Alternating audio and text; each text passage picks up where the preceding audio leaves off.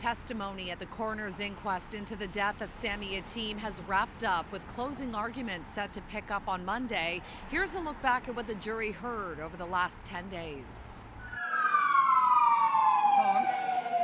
The inquest heard from 12 witnesses, including then-Constable James Fursillo, who shot the teen 8 times on board an empty streetcar back in July of 2013. Fursillo, who was convicted of attempted murder and is now out on parole, testified that a taser would have changed everything and that feedback from superiors on use of force would have been helpful. The jury heard Fursillo had a history of relying on his gun. He had formally testified that he had pulled his firearm 12 times in his 3.5 years on the job.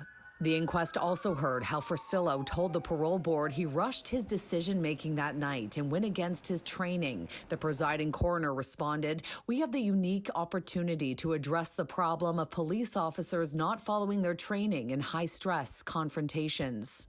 Yatim's death also accelerated improvements within the force. Currently, any officer who points a gun at a person 3 times in a 12-month period is now flagged. All frontline officers are armed with tasers and body-worn cameras, and there have been changes to the recruitment process and de-escalation training.